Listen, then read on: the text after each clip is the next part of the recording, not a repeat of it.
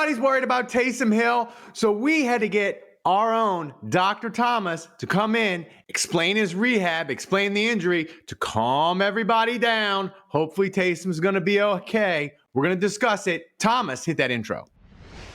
Welcome to Saints Happy Hour podcast, always with perfect pronunciation. Same thing as Demario Thomas. I mean, I don't know, Demario Thomas is like... It's a linebacker and a receiver, and he just maxed them up. Anyway, Demario Davis, same thing. Now grab a drink and enjoy the show. All right, everybody, welcome to another edition of Saints Happy Hour podcast. As always, we are brought to you by Hardhide Ponchatoula Strawberry Whiskey. All right, we had to have a special episode. I had to call Dr. Thomas, give the bat signal. We had exhausted Dr. Thomas. The Saints, it's the injury apocalypse in 2024. But we had to call him in because Taysom Hill got injured. Everybody loves Taysom Hill, but he's going to be 35 next year. So we're worried. Is his career going to be over? How is he going to respond to this injury? So I texted Dr. Thomas. I said, Dr. Thomas, you got to come on. You got to explain what you think is going to happen, how it affects him when he's 35. And we got Thomas running the show back in Poland. So I got Dr. Thomas and Poland Thomas. It's going to be a lot of confusion on the podcast. Try to keep up if you can. It's mostly for me. But Dr. Thomas, thanks for joining us. Happy to be here. There's a lot of strong first names on this show right now. I'd like to point out. That's right. Let's talk about all things terrible and despair. I'm ready. All right. So Taysom Hill, he had the ACL injury. The thing that was concerning to me, and they don't give you details, but maybe as a doctor, you can kind of read between the lines. They said he had an ACL tear and additional damage.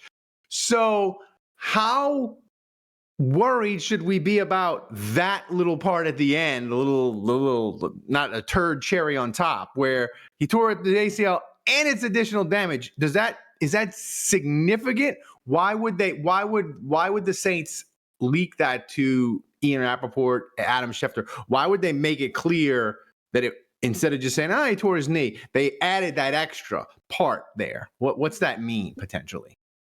The reason why is because it changes his recovery and his rehab. It's going to be a lot more extensive. So you should be both unsurprised by it and worried by it. And the reason you should be unsurprised is because it's actually pretty common with the way that he injured it. And when you tear an ACL, that you have what's called the terrible triad in sports medicine.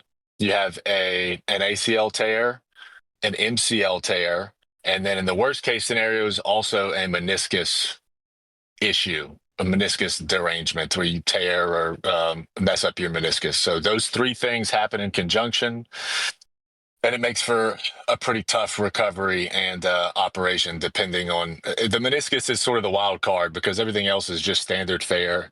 It's a ligament. You suture it back together, use a graft, whatever you need to do to reconnect it. But then the meniscus issues come with that. So that's likely what they mean by that. That's likely what he had. He's older. It was super nasty looking at it. Mm-hmm. And it's sort of like the perfect storm for the terrible triad knee injury. So of those, what's the, let's just assume that all of that is in an additional damage, right? So how does that affect rehab, and is it more likely that he has setbacks because of the triad, as you call it? Yes. And the reason why is when you have the meniscus injury, number one, there's a high variability on how much it can be injured surgically, and the healing of it all depends on where it's injured. There's certain zones of the meniscus that have better blood flow than others. If it has poor blood flow, which most of the meniscus does have poor blood flow, then it doesn't heal well. It takes a long time. So it's going to change surgically what's going on with him, and the rehab process, and specifically the length of it, is going to be a lot longer. And then also there's a higher risk of him having mechanical problems with it if he has the meniscus problem also. So it definitely complicates pictures. It worries me a lot more, especially given his age. And we have sort of a precedent for one scenario. Well, I mean, you'll probably ask me about return to play time. So actually, I'll hold off until you get to that stuff. Well, no, the next thing I was going to say is his age. What specifically is hard? Because we know, like, as we all get older, we know, like, my kid, he was like 5 when he broke his arm, and they put like 3 pins in it, and like 8 weeks later, that son of a gun was like ready to go. He was fine. If I broke my arm at 48, I might not be good back to normal ever. It might take me a year, right? If they're putting pins in my arm. So we all understand that age just makes it harder, right? We all understand this in like at a broad level, but like, what specifically for like athletes when they're older makes the rehab process harder? A big part of it is just blood flow, much more robust blood flow to injured tissues whenever you're younger. And then another part is the cells that are there. You have different types of cells that are available for healing when you're younger. You have what's called progenitor cells. They can sort of turn themselves into different types of cells or different variations of cells. And then the mechanics, quite literally the mechanics of how things work inside the inflammatory cells and the healing cells just work better. So it gets pretty heady in the minutia of it all, but those are kind of the main reasons. And then there's just stuff with the rehab process. You're going to advance faster in a rehab process if you have the ability to push the injury with sort of more explosive power. And then also when you're doing that stuff, younger people have much more elastic tissue, elastic supporting structures. They're more limber, and those things are a big part of it too. And then when you have injuries in other areas, which he's had, I don't know if he's had it at the knee, I don't think he has, but just other areas, the other ankle, a hip, things like that, then when you're trying to rehab, if you're not being incredibly precise about things, little tiny differences like that can throw off the process. Is there specific things, because I and they're not the same player, obviously, but Michael Thomas, I remember with the ankle, you were like, look for this. If he's not cutting, this is happening. And I forgot what it was. And you were like, if these two things happen, Michael Thomas, that is a bad sign. And I remember you texting me, you were like, those things are happening with his ankle. So like, are there specific things that like, in like at the owners meeting, last year or this past year in April or whatever, then it sounds like, yeah, Ramczyk, it's not going well. He just kind of brought it up specifically. But if they ask him questions about Taysom and we get specific answers from either from Taysom or the coach or Mickey Loomis in the off season, what are some signs that it could be going well? That obviously, if it's going well, they'll just say, hey, it's going well. But what would be signs that like, oh, it's bumps in the road and this is really not looking good?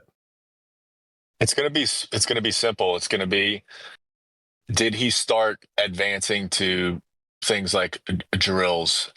Because the issue that's going to keep him out or cause hiccups is going to be the meniscus not healing appropriately for his age, or grafts not taking that they might use, although that's less likely to happen.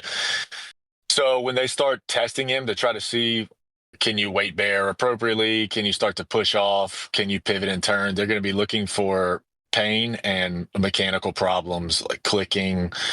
And if those things are there, then assuming his MRI looks like things are going well, then that's going to sort of indicate that it might not be in the best interest of the knee long term to sort of push it where they want to take it. So it's going to be this: does he even start? If he enters the proper athletic rehab protocol, and you hear or see about him doing certain types of drills and stuff, then you can feel pretty confident that it's going to get where it needs to be. The problem will arise if it's like a Ramczyk scenario where you just don't hear about him even advancing to that stage. They're going to tell him like, we don't feel comfortable for the health of your knee pushing you to that point right now. And if that happens, then it doesn't look good. It's not like his knee's going to blow out or anything, but they're going to be talking to him about the longevity of his knee and stuff, and what it's going to look like in the future. He doesn't want to get. I mean, Ranchek's probably going to have a knee replacement at 40, 45 because he had early onset degenerative changes, which you can't stop that. It's a progressive problem. So, and you're at a higher likelihood of that when you have a meniscus injury like that. So they're going to be having those kind of discussions with him. There is a precedent for this we can talk about with Adrian Peterson, which we can get to instead of looking at an ankle like Michael Thomas. We have a guy who sort of beat the odds and came back way faster than anybody has with an ACL, and has similar freakish genetic profile that Taysom has. You know, they're both like kind of superhuman in a lot of ways. They can't really be compared to anybody else. Most of us don't have those abilities that they have, even with like healing stuff, elasticity, joint structures, and all that stuff. So he's kind of like an earlier version of Taysom Hill from that standpoint, and he was able to come back at 8 months from an ACL, which is absurd. But the difference is that I don't think he didn't have the triad. I think he either had minimal or no damage to the meniscus. So his was just an MCL and ACL, which is less complicated. And he was much younger. I think he was like around 28 or 27, later 20s. And so that kind of changes things too. But your general return to play with this kind of stuff is usually around a year on average. I've never worked with pro athletes. I've managed college and some high school athletes, and you're kind of looking at like, I probably wouldn't ever allow them to come back closer than a year, but these guys are a different story. And if they show that they're ready, then you just put them back on the field. So that was going to be my next question about the timeline. You're saying it's a year. Would you be more concerned or less concerned if the Saints were just like next summer, they're just like, Taysom, he's not practicing, he's not ready, and then during the year they would like open up that window for practice, and maybe he comes back, maybe he doesn't, I don't know. Or would that be better, or would it be better for him to be like, I don't know, like at camp practicing a little and then have setbacks? What's the ideal timeline scenario for you where you would feel at least pretty good about it? In his station of life, I don't know that I'd want him being out of football for 2 seasons. Like if you tried to delay it and be extra cautious just because of his age and the things that happen then when you stay out of a sport for that long. I feel like if I felt confident that he was almost there and he was telling me he felt good about it, he wasn't having any subjective issues, then I'd be willing to be a little aggressive about him come, like, summertime, depending on where he was at. I think I'm answering your question. I'm not positive, but part of it is it's individualized, right? So this guy is kind of a freak athlete. He may surprise the doctors. After surgery, they may look at the MRI and think, holy shit, 34-year-olds usually don't advance this quickly. Or when he starts doing plyometric stuff, you're like, oh, okay, well, I've never seen this before, but that makes sense because Taysom Hill does a lot of stuff that people haven't seen before. So, and knowing him, or, what we know about him, he'll probably want to be aggressive if he still wants to play football. He's kind of, I'll put my body on the line type of guy. So, but given his age, I would be more likely to say, if you want to take the risk, I'm okay with taking the risk and doing that. Personally, in my opinion. Here's my question: is his Liz Frank injury happened in January, and everybody's like, man, that Liz Frank injury, you have that, you're out for a year. And he came back in the craziest timeline that anybody ever seen, I remember. But that was 3 years ago now, because that happened at the end of 2021 and 2022. So basically almost 3 years ago. So he was younger. But does a person that heals quickly at one injury, are they more likely to heal quicker at other injuries, or is it just a case by case basis? Or is it possible to say, well, he's healed pretty quick before, maybe he not that he'll do it again, but more likely than anyone else? Yes, I would say yes. You can probably extrapolate. This person seems to recover faster with injuries. And I don't think that's the only time that he's come back pretty surprisingly quick. So there's sort of a history there with that. But bear in mind, too, that a Liz Frank injury is a fracture, and bone tissue is not ligament tissue, and it's definitely not meniscus tissue. So that's comparing apples and oranges, really. And remember, the meniscus, it has absolute shit blood flow. It's just the way that it was designed. So it's kind of all bets are off a lot of times with how well that heals and what to do with it. And then how it's injured. Like, without getting into too much detail, it's interesting because you can have these different types of tears that cause different types of mechanical disruption. And so sometimes you just want to debride and take off a piece of the tear and leave the rest. Sometimes you want to try to suture it all back exactly like it was. Sometimes you just want to take the entire piece out or the flap out. There's a lot of specifics that I don't know, because I'm not an orthopedic surgeon, that they think about with that stuff, but it does get kind of complicated. Is meniscus, if you're talking, go ahead. No, I was going to say meniscus. I've heard, didn't like Chris Paul and other people, they get it like taken out completely? Is that a blood flow issue? What happens is they get a tear and they'll just remove the piece that's torn. They'll excise it out instead of trying to suture it back down. Gotcha.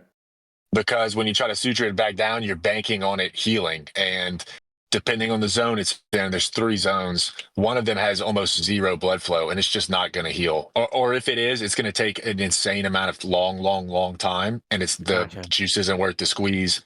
Athlete needs to get back on the court sometime in the next 3 years. That kind of scenario. So there's just always a trade-off. Gotcha. Yeah. I don't know what else to ask you, really. This has been great. I guess this is just basically our hopes and dreams is like, well, Taysom is a freak. Maybe he can continue to be a freak and heal up. But how much of it for him does he have, and this will be my final question to you, how much does he have to weigh? Where you talked about Ramczyk, he's got to get hip replacement, knee replacement, all that, and he's young. How much does Taysom have to weigh, no matter how much he recovers, the rehab and all that? How much does he have to weigh? I destroyed my knee. How badly do I want to play? And my future quality of life. How much of that does he have to weigh, and how much risk is he sort of putting himself at? Where, he can rehab it and he can come back, but bro, at 40 whatever, your knee may be shot and you might be Joe Namath. How much risk is he putting on his body post football career with the rehab and with wanting to continue to play?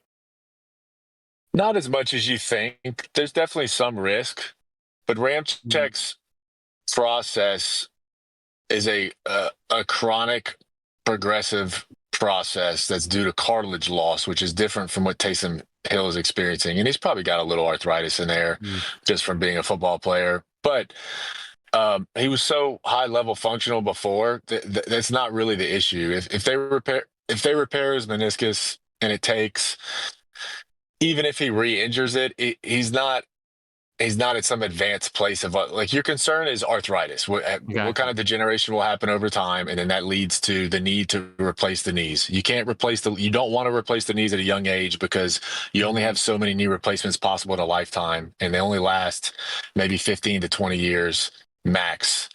So you always want to put that off. That's going to be an issue that's going to come up for Ramczyk. But I wouldn't.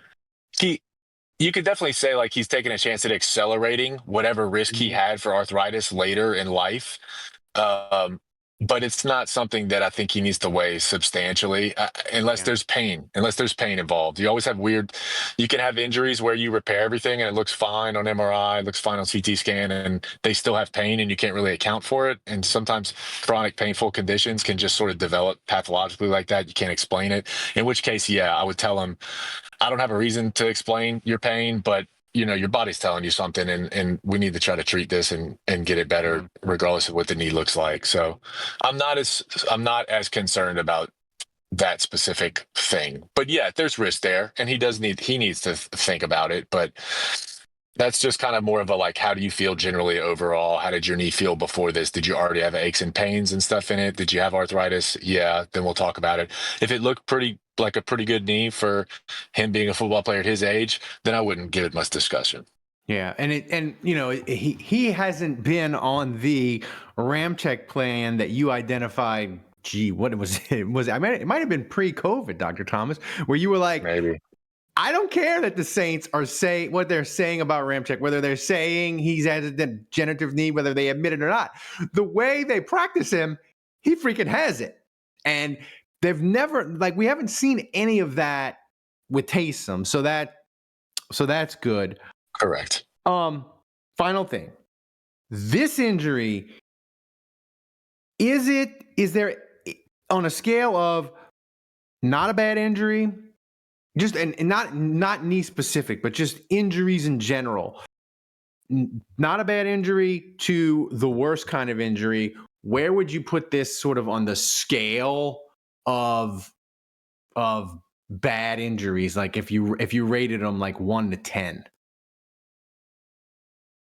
Football injuries specifically, this is a pretty tough injury. Really, at the lowest part would be like soft tissue injuries, because they heal so well, like muscle injuries, even tendon injuries can heal pretty well. They have good blood flow.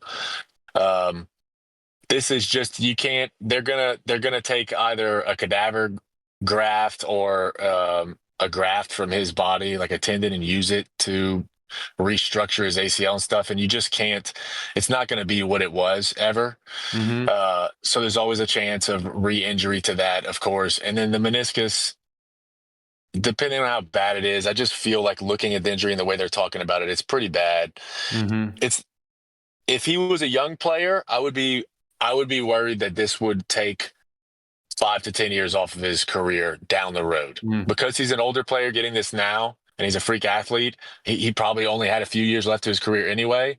I feel like it's actually okay with him. If it heals and he can recover well in rehab, it's probably, I'm not that worried about it. It's something else was going to take him out in the next 3 years, whatever it was, even if it's just mental. So it's up there for a bad injury, but consider the age. For a young player, yes, this was significantly worried for me. For an old player in his last phase of his career and his biology, less so.